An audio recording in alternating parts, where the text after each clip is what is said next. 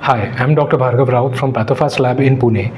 If you recently received your thyroid blood test report and you're staring at something like what you can see on the screen and you're very confused about it, today I'm going to tell you how to read this report, what it means, and what are the normal ranges. So let's begin.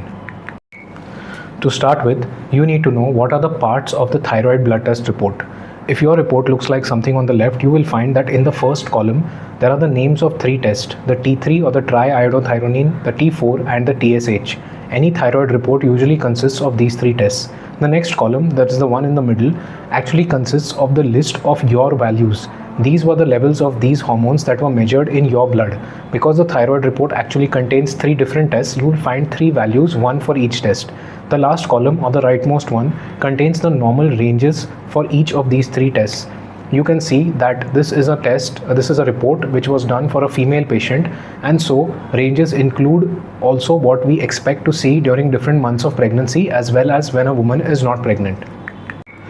Before going ahead, I'd like to tell you a little bit about the normal ranges. As I said, this is a sample report of a female patient, and so the normal ranges, which is the column in blue that you can see, consists of 4 rows for each of the tests. So if you look at the T3, which is the first row, that is the level of the T3 hormone, you will find that there are 4 normal ranges that are specified. The first one says non-pregnant, the second one is for first trimester, second trimester, and then the third trimester. Each trimester basically refers to the 3 months of pregnancy. So the first trimester consists of months 1 to 3, the second trimester from months 4 to 6, and the third trimester from months 7 to 9. Now, if you are not pregnant, the only thing that you need to look at is the value mentioned in front of the non-pregnant line.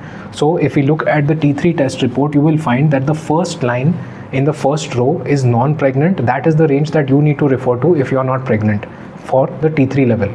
It's the same for T4 and TSH. If you're pregnant, you should know which month of pregnancy you're in and then compare your range to that month of pregnancy. Now, as I said, the thyroid report usually consists of 3 different tests, the T3, the T4 and the TSH. Out of these 3 tests, the most important one is actually the TSH test, which I've highlighted in blue. It's the last row in the report. The TSH stands for the thyroid stimulating hormone, and this is the hormone that actually controls the functioning of your thyroid gland. It is secreted from a different part of your brain called the hypothalamus, and it stimulates your thyroid gland to actually produce the hormones.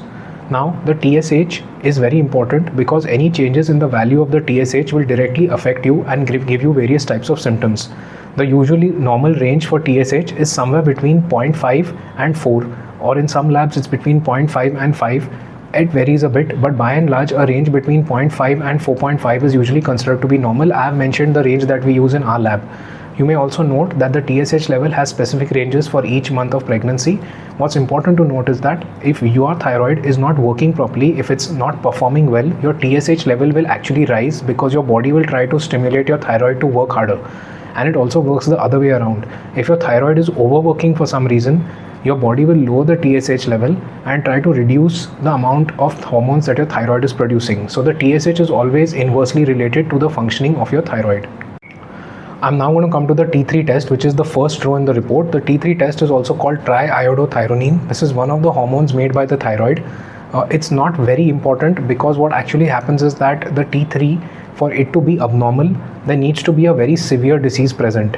At low levels of thyroid diseases, the T3 level usually does not become abnormal and usually stays within normal ranges. The last is the T4 test, which is the second row in the report. The T4 test is a test which is important because this is the actual part of the thyroid hormone that exerts all the effects in the body. It is also called thyroxine, and it is the most important of the actually produced hormones, the hormones that are produced by the thyroid. Just like the T3, the T4 will also probably not show much change in its level unless and until your thyroid disease is very advanced or very severe, and so doctors don't usually check this directly to know whether you have a thyroid disease. The one test that is most important is actually the TSH test, which I've already told you about, because that is the most sensitive if you have any kind of disease. After looking at your report, you might be wondering whether your result is normal or not. There's a very easy way to check this. The first and simplest way is to compare each value, that is your measured value which is in the central column, to the normal ranges. If your value falls within the normal range, then the value is normal. Another way to check is also most of the labs will either underline an abnormal value, or they will mark it in red, or they will put an up or a down arrow next to it to indicate that it is abnormal. In our lab, we mark abnormal values in red and also indicate with an arrow whether the value is above the normal range or below the normal range. So that's an easy way to check whether your report is normal or not.